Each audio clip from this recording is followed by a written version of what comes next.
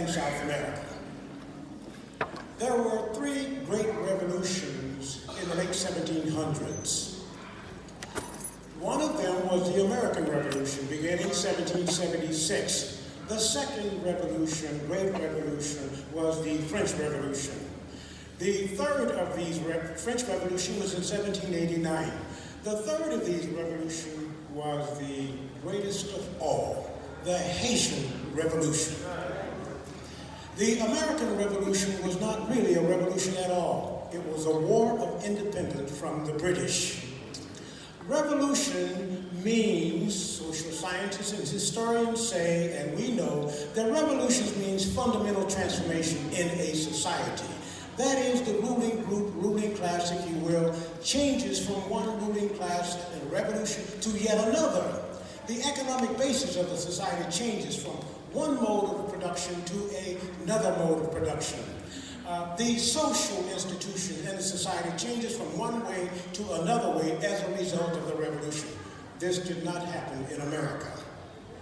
With the American Revolution, as I said, it was essentially a war of independence from the British. The same slave owners, rich slave owners, who were the part of the ruling elite before the War of Independence from the British, were exactly the same people after the War of Independence. The slave owners at Monticello and Mount Vernon were exactly the same people ruling the country after the War of Independence. And you know who the slave owner at Monticello was, you know who he was at Mount Vernon. I don't have to say that. So it was essentially, as I said, a war of independence.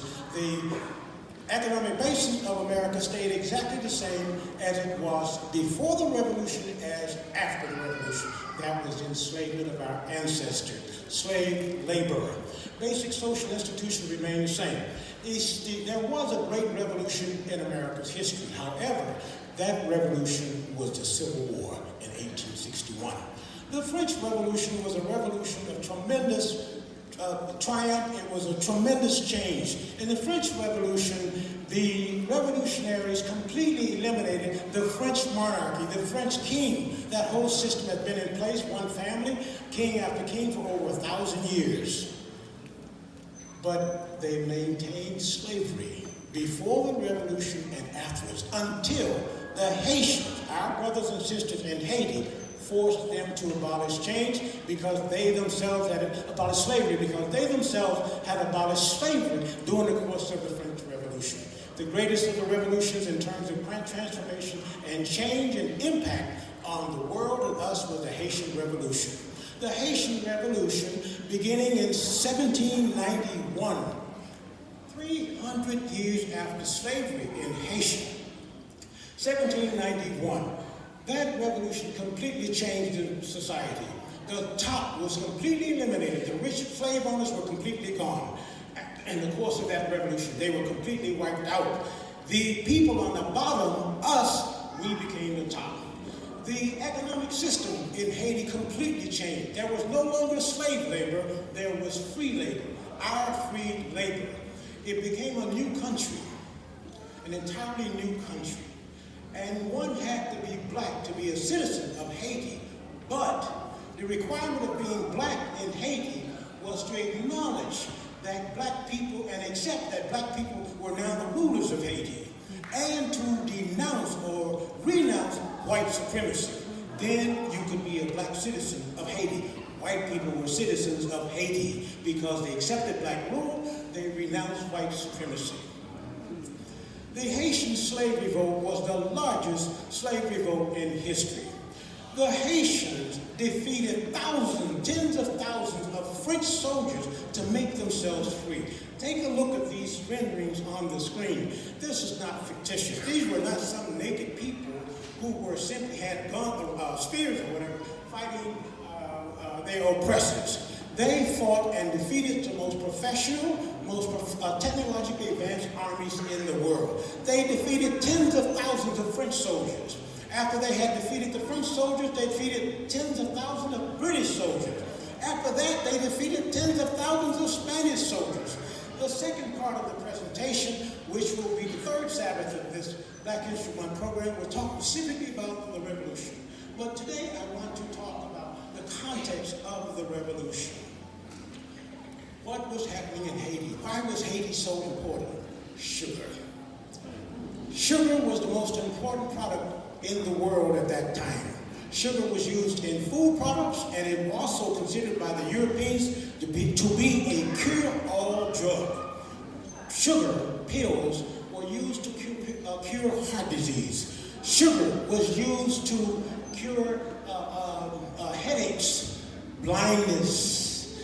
It also was used to supposedly cure insanity, to delay old age. Sugar was a scarce product.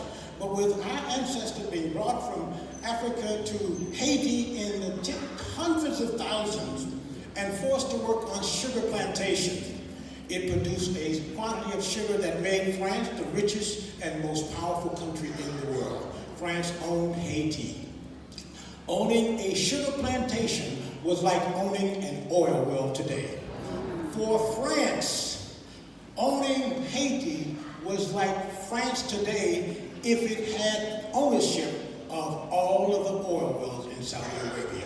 Haiti produced 75% of all of France's wealth.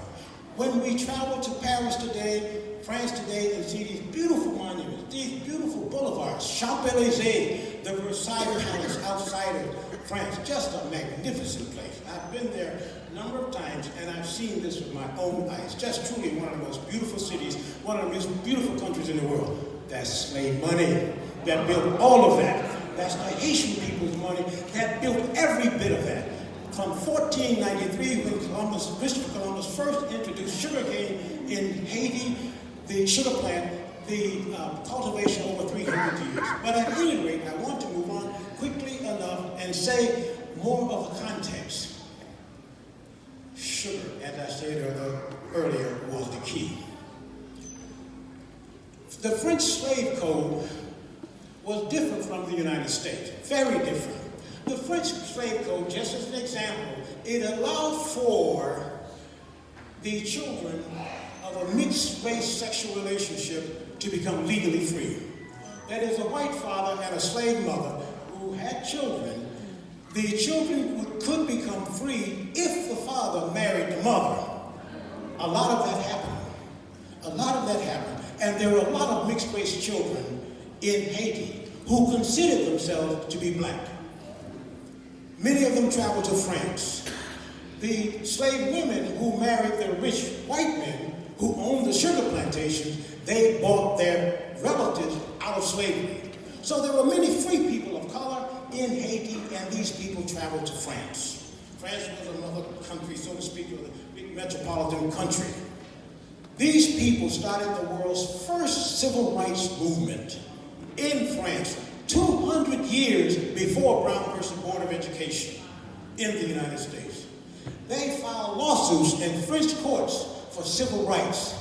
They were allowed to go to school, allowed to be educated at the elite universities and secondary schools in France. In addition to that, they forced the French government to institute the first affirmative action program in the world. I've got another minute here, I'm going to quickly move on, but with the affirmative action program, just as an example, the French government established 6 scholarships for each of the colonies in the Caribbean for the best students. They paid the transportation to France for these children to go to the best school.